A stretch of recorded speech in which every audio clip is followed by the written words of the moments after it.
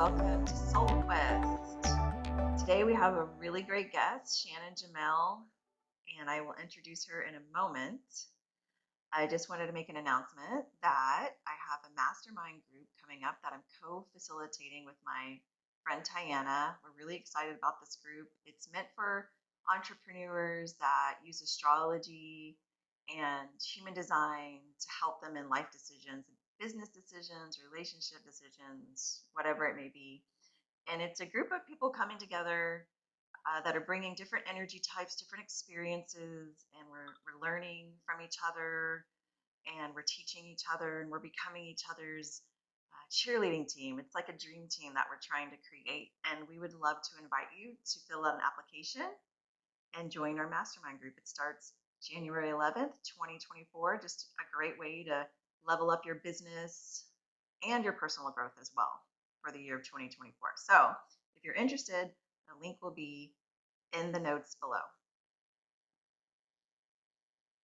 Hi, everyone. Welcome to episode 56 of Soul Quest with me, Sharon Hudson, and Go. and today we have a great guest. I'm so excited to talk to her, Shannon Jamail. Thank you for being here. Thank you guys for having me. I love it. So I was acquainted with Shannon when I was asked to help. Casey Hall asked me to help her with a mother-daughter retreat she was doing at the retreat ranch in Marble Falls, which Shannon owns with her husband. And it's such, oh my gosh, the place is so lovely, and the people that work there are so nice. There's positive quotes everywhere, which is so me.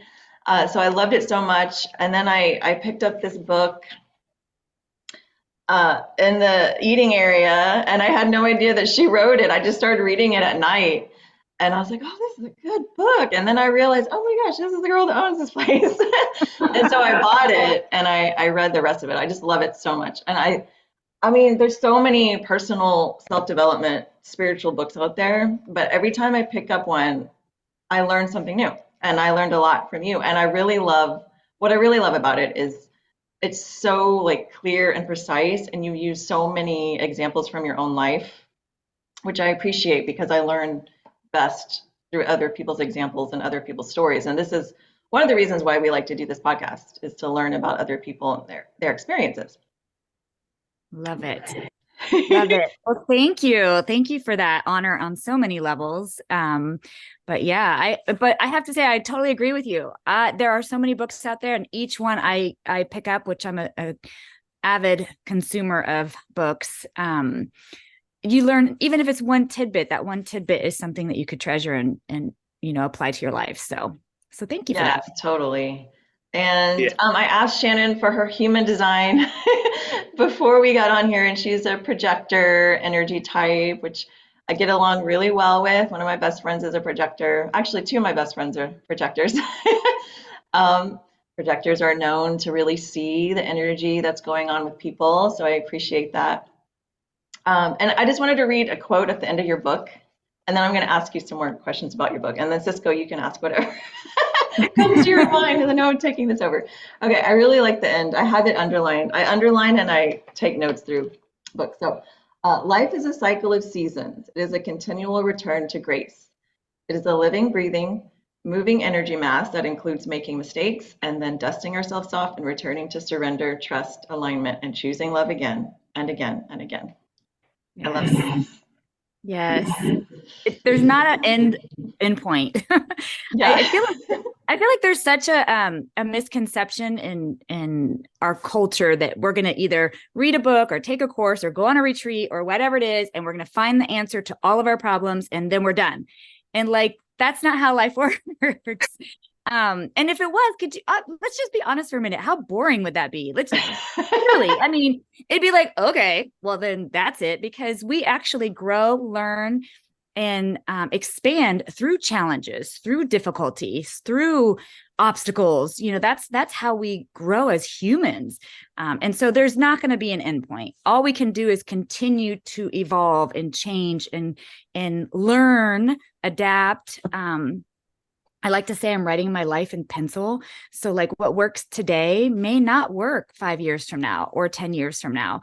And so it's a continuous going back to that grace, going back to that surrender, that finding alignment again for the season that you're in, right? Because that looks different at different seasons of life.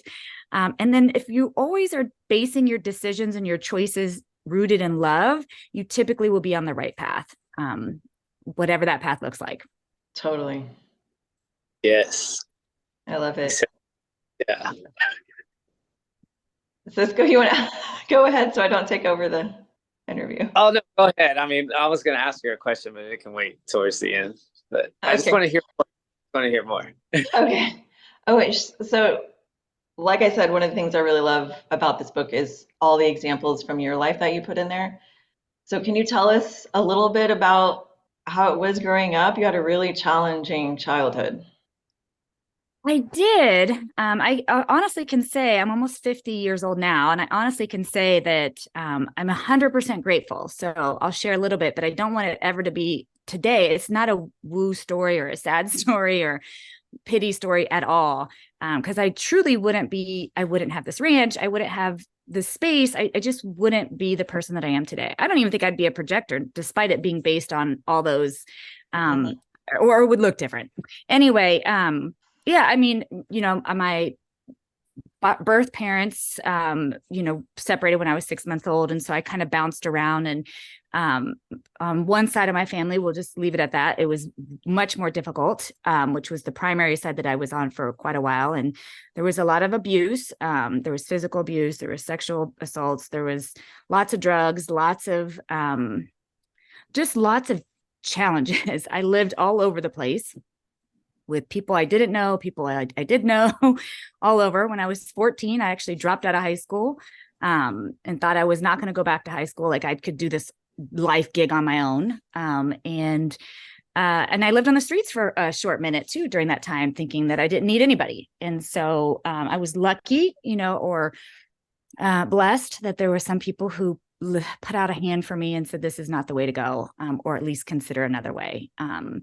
And so anyway, from the age of I'd say 16 and on, things got a little bit easier, mainly truthfully, because not just the helping hands, but I decided I didn't want to have that life that I was headed towards at that point.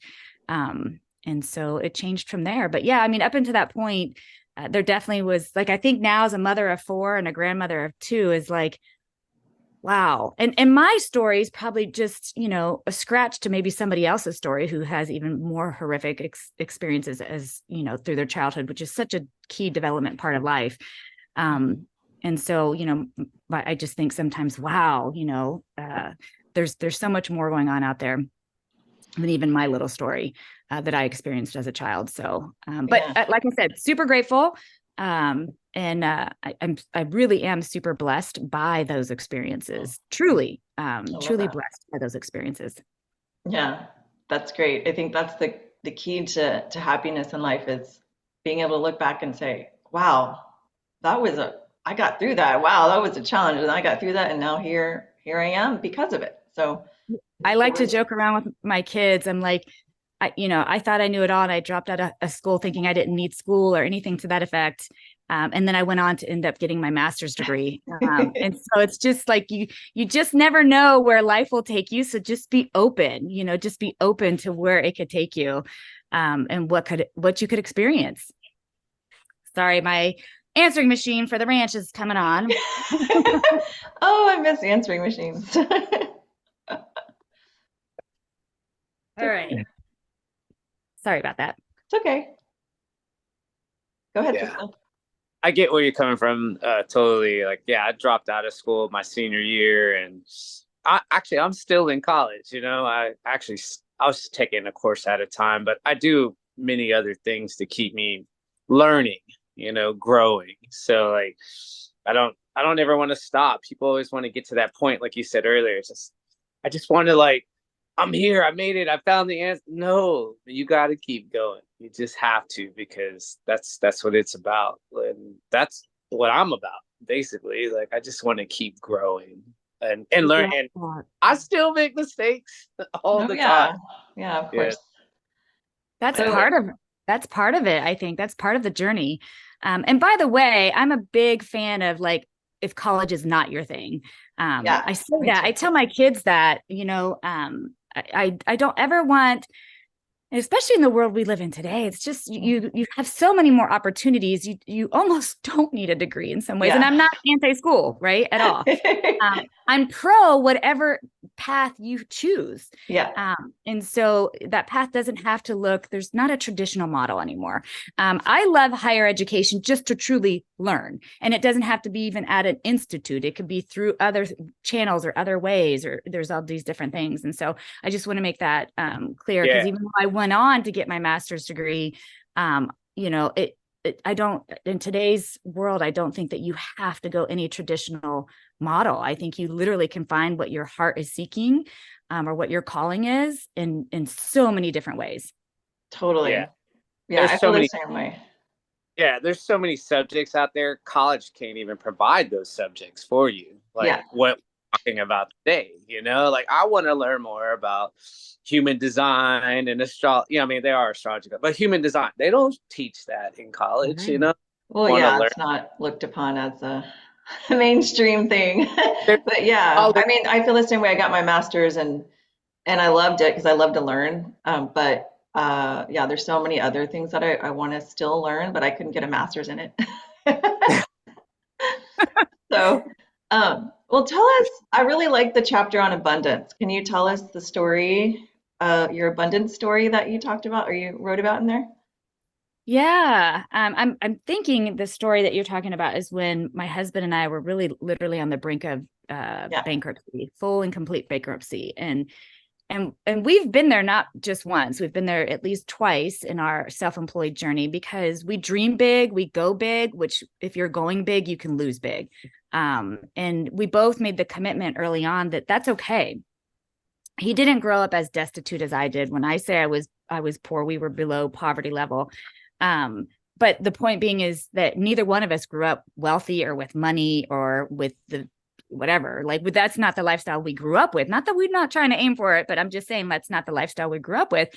And so for us, if we lose big, it's okay. Like, so what? We pick ourselves up and we keep going. Like, big deal. So if we end up in an apartment, okay, then we end up in an apartment. You know what I mean? Like, so what? These are the things we can't take with us anyway when we leave this world.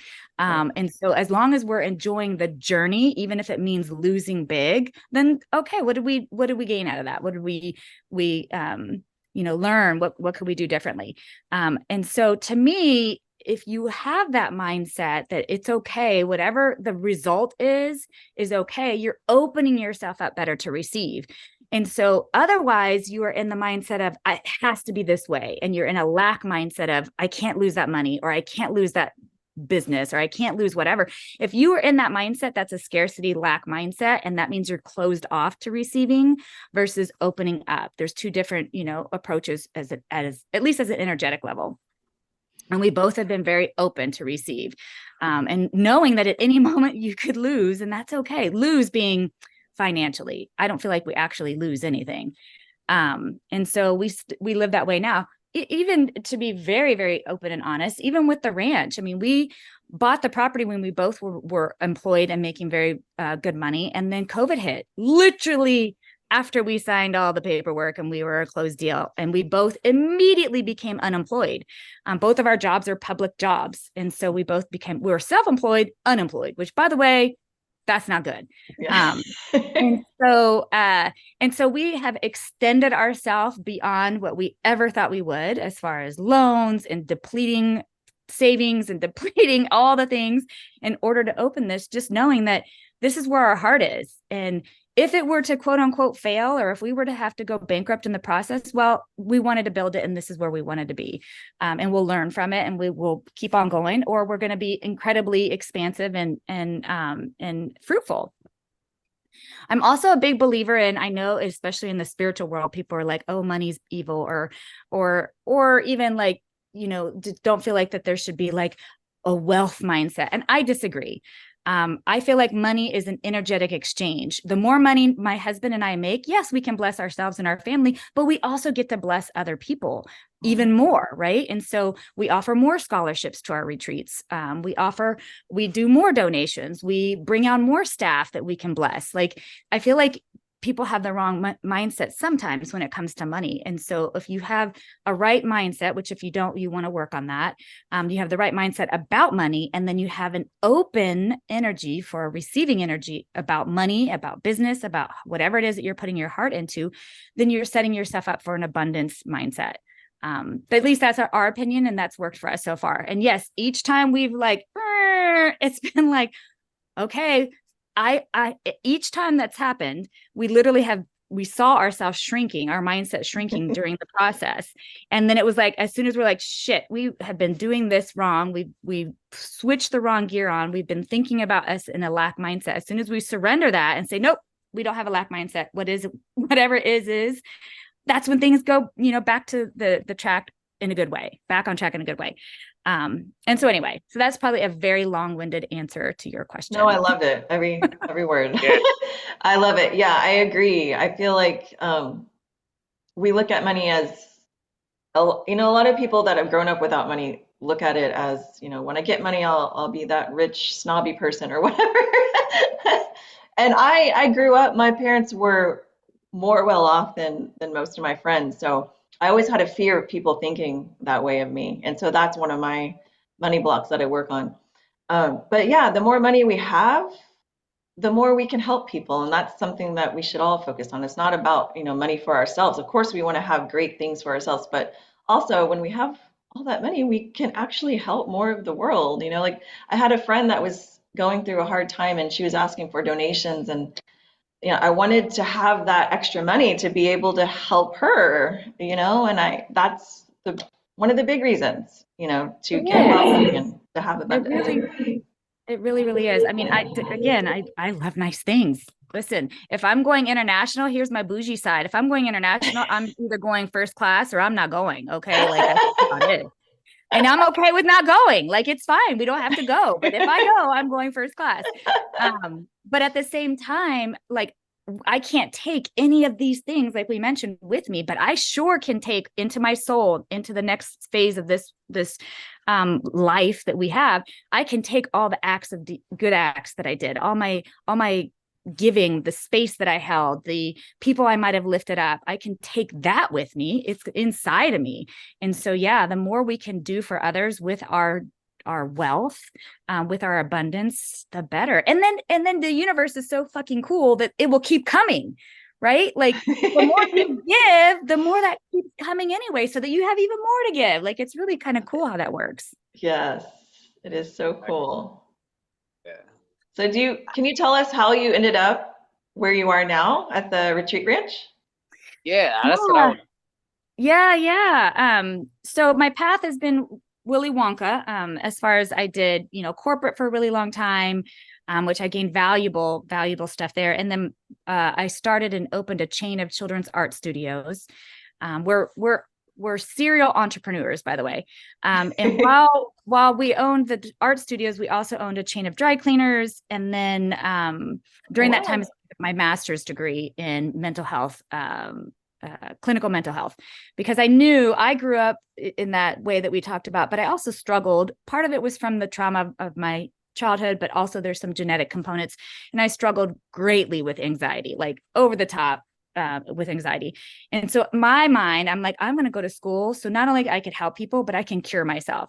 Well, I don't want to put a damper on anybody's, whatever, but you can't cure mental health. You can live joyfully with it. But mental health typically is something that, especially if it's something that's very diagnosable, and some of the more severe ones, it's not that it can be cured, but you can manage the symptoms and live joyfully with it. Anyway, and so I went and got my master's program. So when we sold the chain of art studios is when I started hosting retreats for my clients. They started off as therapeutic retreats, and then they became more like, you don't have to be in therapy to go on these retreats. It could be, anybody could get away and reset their mind. And so I started hosting retreats all around the world. And I knew probably within the first year, maybe the second year, I was like, okay, I need a space for this because every place I'm renting doesn't have exactly what I'm shooting for. And I found myself like thinking I needed a semi truck to take all the things that I needed in order to Yeah. create the Yeah. experience that I was trying to cultivate. And so I knew I wanted a space. And so our journey went all over the place. We were living in Dallas at the time. And so I thought, you know what? I have family in California. Let's sell everything here. Let's move to California and open a retreat center there. No pun on California, but as soon as we got there and we started exploring, we should have done that before we moved. We realized that shit is not going to happen. So opening a business in California is not easy. It's not for the faint of heart, and you might want to be independently wealthy if you're going to try to build something like Yeah. this. And so we thought, oh, that didn't work out. And so it took us a hot minute. We knew we were coming back to Texas, but we didn't want to necessarily open in Dallas. So we had lots of family down here in the hill country. And we'd been to Marble Falls year after year because our father-in-law lived down here. And we fell in love with the area, just fell in love with it. And so we thought, you know what? We have family there. It's a beautiful space. Let's go look there. And so anyway, it took me, I don't know, through that whole process, it took about 8 years before we actually found this space. And I knew as soon as I walked on, which is saying something because we had put offers on 2 other properties that fell through that I just thought they were good properties, but I didn't have any like somatic experience with it. When I stepped on this property and I couldn't even see the damn property, like we had to drone it because it was just wild. Like there were no roads. It was completely undeveloped. But I like when my foot hit the ground, talk about woo-woo. I was like, Wow. this is the space. And I don't know, there's some ideas of why that was and why this ground felt sacred. And that's probably a whole nother podcast, but it just felt super sacred to me. My husband, he's more of the analytical mindset. He's like, it's a great location. It's right off 71. It's right off all these things. And I'm like, yeah. But the grounds, can't you feel it? Like there's something magical in this earth. And so anyway, so I mean, that's how we found the property. And then, like I said, we purchased this undeveloped property, did not have water, didn't have power, didn't have roads, had nothing. And then COVID hit. And so my husband and I said, shit, we better get on YouTube and learn how to do some of this stuff because we're not going to have the money to hire people like we thought we were. And so I think though, again, that was the biggest blessing, losing our jobs when we bought this property. And I say losing our jobs, we just couldn't do our jobs, but losing, that happening when we bought this property was literally a blessing because we got to just put our hands in earth and put our heads down when the world was just pissed at each other and just going like nuts. Like we would hear things like, what? Because we didn't have internet, and we're like, it just was like, what is happening? Why are y'all mad? Everybody's pissed off. Like, what is happening? And so we had no idea. We were so like literally our heads in the dirt. And so we got to build for 2 years without messing with the world. And we learned so much. I think talking about education, I think my husband is a master plumber and a master electrician and never went to school for it, but he is now. And we have farm equipment we never thought we would have. And we can pretty much, if something goes wrong here at the ranch, we know how to fix it ourselves now. So we built the ranch and now we have staff that lives on site and we have grown in that way and done other things and we're continuously growing. We probably have another 12 months of building stuff, but man, I didn't see it happening this way, y'all, at all. I mean, not even a little bit. And here we are. And it's been an incredibly wild, but amazing journey. Well, yeah, you've created a really peaceful and adventurous space at the same time. I love the horses when they just came in through the common area outside. I was like, oh my gosh, there's a horse at the table. It was so fun, such a great place. So congratulations to you and your husband and that journey that you're still on, but part of it seems complete, part of it you're still working on. Yeah, I think like we just mentioned even about life, I think we'd be bored though if we stopped. And so we have several more buildings and several more projects. And then after that, it'll be changing projects. It'll be like, oh, that building we put, let's change it, or whatever. So I think we'll constantly do that. But that my husband's, one of his favorite sayings is either you're growing or you're dying. And that's in anything, really. Whatever you're not focusing on or whatever you ignore tends to wither, right, in your life. And so you have to bring intentional movement or activity towards the things that you're passionate about. You can't expect it just to do it all on its own. So we'll always be putting our fingers into something here because we're super passionate about it. And we want it to be intentional and to grow and not to wither. Or I don't want anybody to ever come to the space and, you've been to those places where you can feel like there's no love there, like nobody cares about the structures. You feel it, and that is because someone just did it and walked away thinking it would just sustain itself. And I'm not a fan of that at all. I think you have to always be intentionally involved in the things that you're passionate about. So the change, change it up, spice it up, Yes. And that too, like I can promise you that we've only been open 2.5 years, but I can promise you that if you came to the first year, you were shocked the second year. If you came to this in the middle here, you've been shocked from the first year. And then if you come next year, you'll be shocked. Like, it's like, I love seeing people's faces who come here multiple times. And they're like, every time I come here, there's something new. And I'm like, that's what we want to hear, like, we love that. Yeah. I have a buddy I help out quite a bit with his business, and like every month and a half, he's like, we got to change it up. Come on, move. I was like, it's like some feng shui. Like, do you just like moving things and but it lightens it up. It stirs the energy around, for something new and getting things. That's what it is. Yeah, it's energy movement. It is. And people feel that. Like, you feel that. Even if you go to a hotel, you can tell if the managing person there, the main person in charge, if they care. Like, you feel it, right? Or if you go to a restaurant, you can feel it. You can almost, maybe that's the projector in me, I don't know, but I literally can feel when a restaurant's not going to last much longer. Or I can go to a place and go, gosh, we recently held a retreat in Destin, Florida, and some of my staff we drove there. Some of my staff went with me. And on the way out, we stopped at this historic home in Lafayette, Louisiana.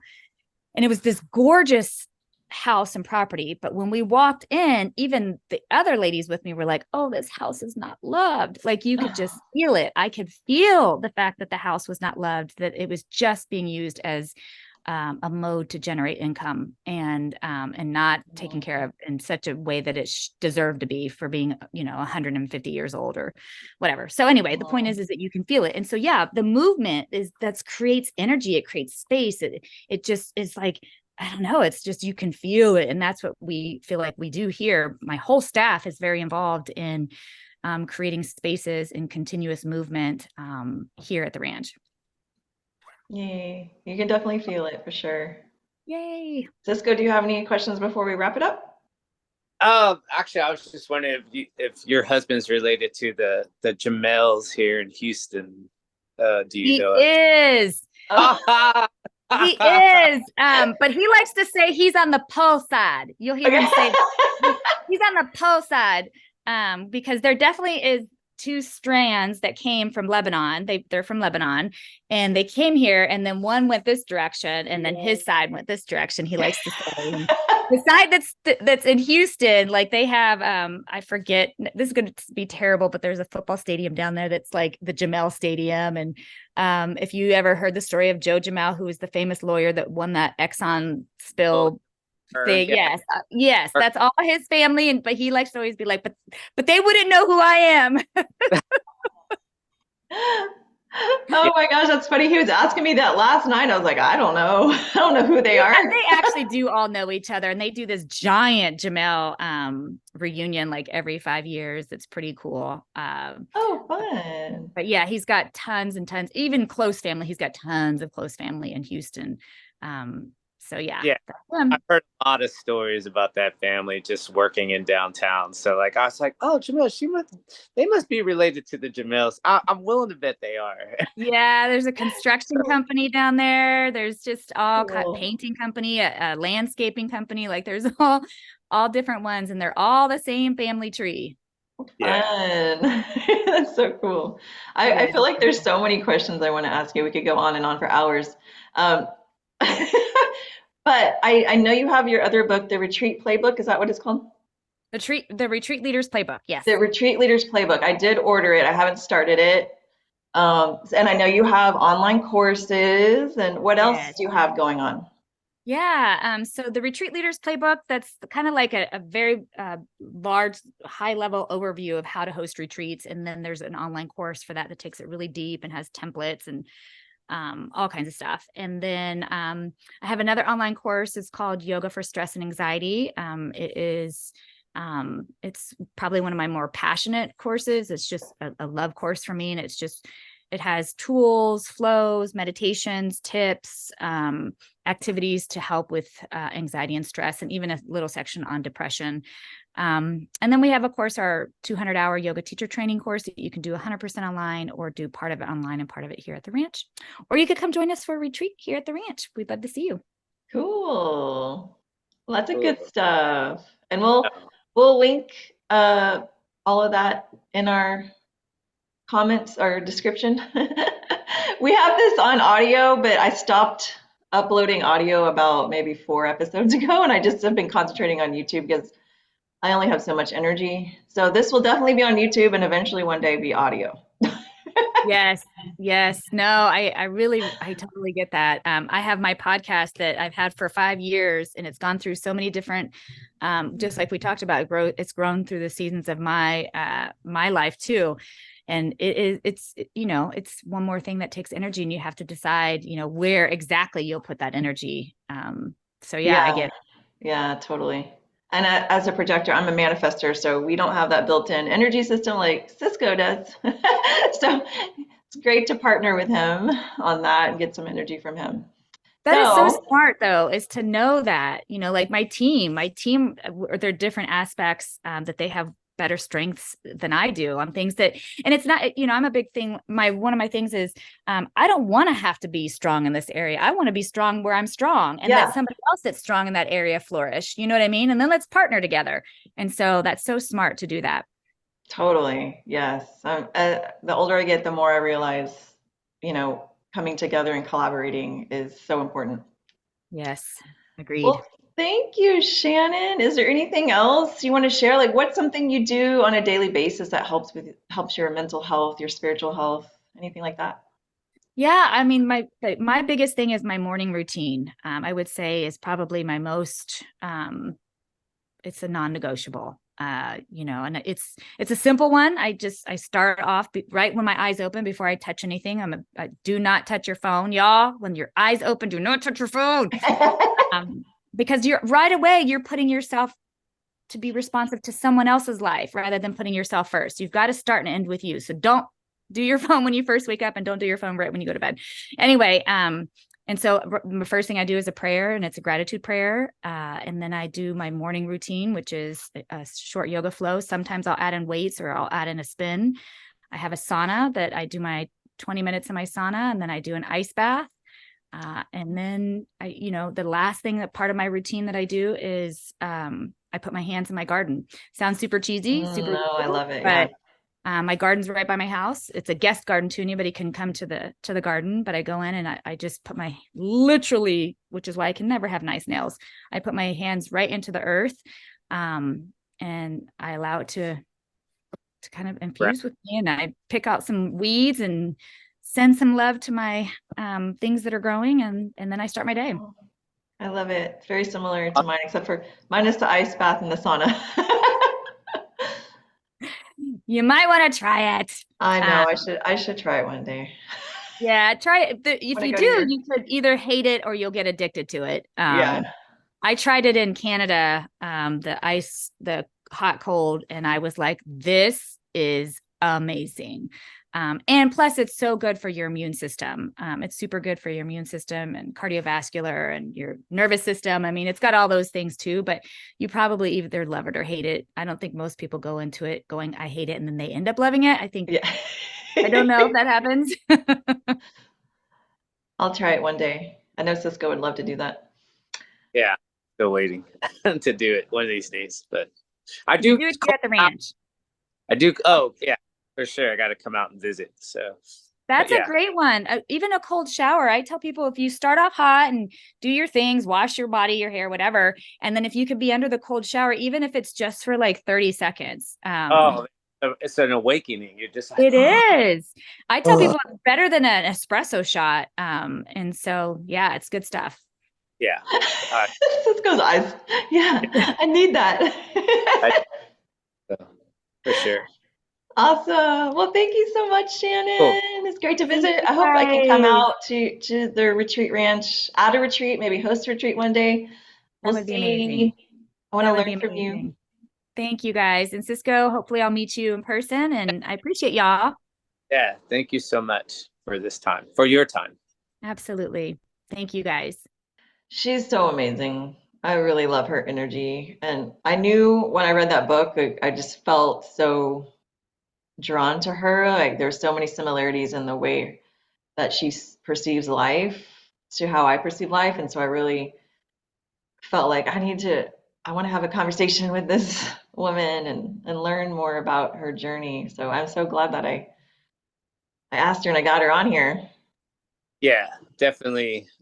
Everyone has a story. I mean, her story, she told the gist, but the gist, I mean, you can just, from there, you can tell like it's made her who she is today, like that journey that she had to go through. And I loved how she said, I wanted to say it earlier, but she goes, man, it's like we had jobs and then COVID hit and then we couldn't do our jobs anymore. But I wanted to say, dude, it was meant for you to get that ranch. And then like, your jobs be gone. And then you have to take on this new thing. You can spend all your time doing this new thing that you and your husband are doing. Like it was almost, I feel like it was meant for them to go through that, to buy Yeah. the ranch, and their jobs no longer needed. So then it was just like 2 years, she said, of just non-stop ranch and being, in that place that they just bought. But I mean, yeah, I thought that was their